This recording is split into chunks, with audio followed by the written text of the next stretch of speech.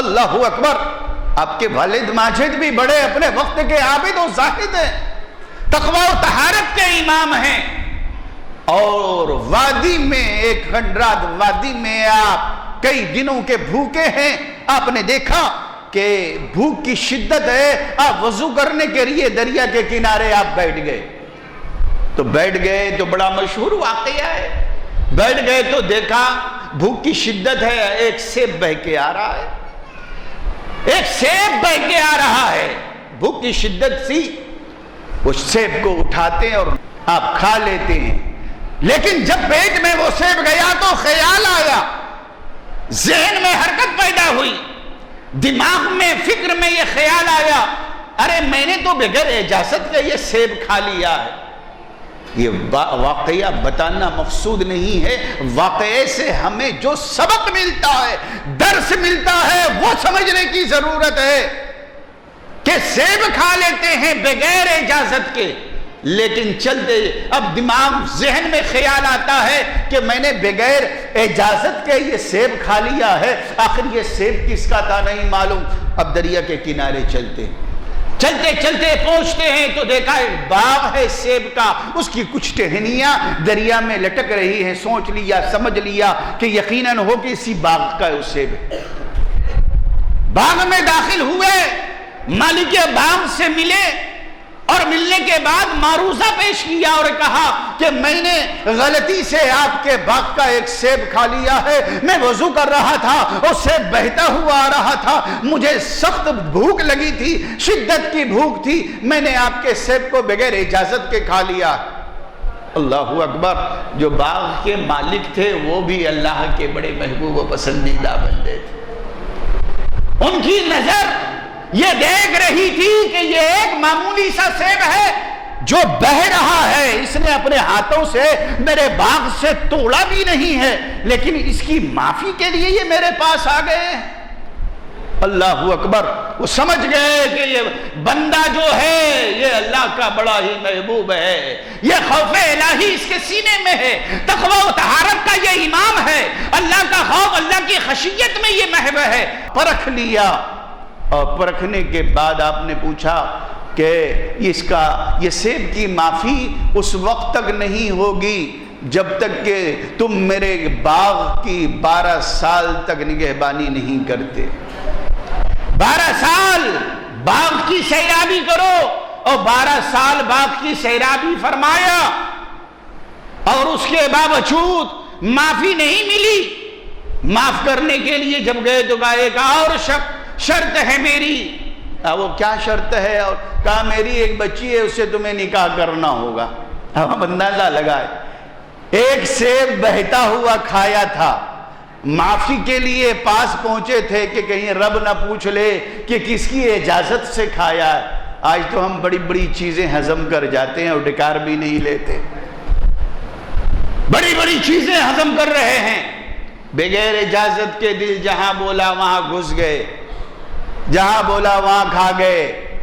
ایک کی دعوت ہے، 5 ولیمے میں گھس گئے، اجازت نہیں. کس کی اجازت سے جاتے ہو؟ ارے ایک سیب کی معافی ہے، بہ رہا ہے، بہتا سیب ہے، پہنچے ہیں، کوئی مالک نہیں ہے، اب معافی کے لیے پہنچ جاتے ہیں. 12 سال ملازمت، اور اس کے باوجود شرط کیا ہے؟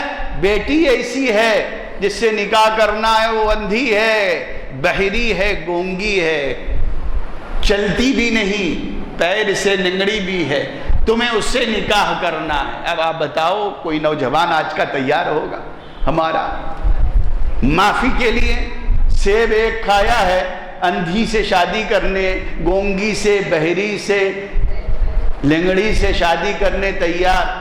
کہا ٹھیک ہے مجھے منظور ہے، اب تو معافی مل جائے گی، مجھے وہ بھی منظور ہے. نکاح ہو جاتا ہے، حرم سرا میں داخل ہوتے ہیں. جب گھر میں گئے تو دیکھا ارے یہاں تو بڑی خوبصورت بچی بیٹھی ہے. پلٹے تو دروازے کی چوکھٹ ہوتی نا، اس سے ایک بہت زبردست تیز بھاگے تھے.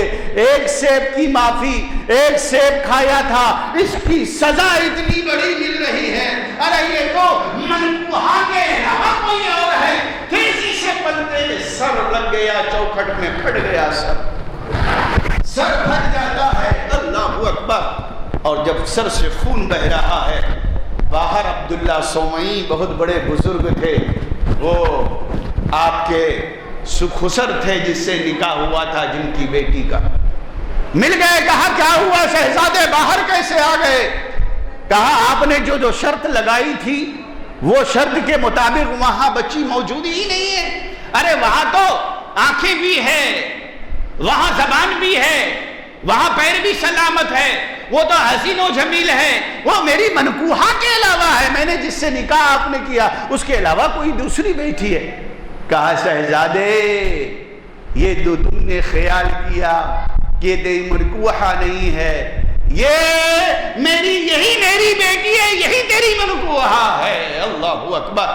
میں نے گونگی اس لیے کہا تھا کہ میری بیٹی نے آج تک کسی غیر محرم سے بات نہیں کی، میں نے بہری اس لیے کہا تھا کہ میری بیٹی کے کانوں میں آج تک کسی غیر محرم کی کانوں میں آواز نہیں پہنچی ہے، اور میری بیٹی کو اندھی اس لیے کہا تھا کہ میری بیٹی نے آج تک کسی غیر محرم کو اپنی آنکھوں سے نہیں دیکھا ہے۔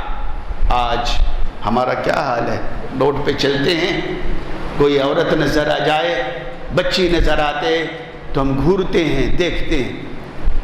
ارے ہم مومن ہیں، مسلمان ہیں، اولیاء کے ماننے والے، غوث اعظم دستگیر، اللہ اکبر، ان کے والد کا یہ عالم ہے۔ اب آپ اندازہ لگاؤ کہ جن کی بیٹی اندھی، للی، لنگڑی، کسی غیر محرم کو دیکھا نہیں، بولا نہیں، بات نہیں کیا، یہ ایسی متقیہ ہیں۔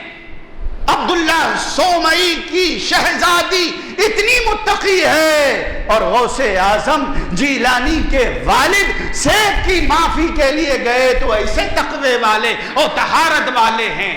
جب یہ ایسے آپس میں ملتے ہیں تو خدا کی قسم غوث اعظم جیلانی ہی پیدا ہوتے ہیں۔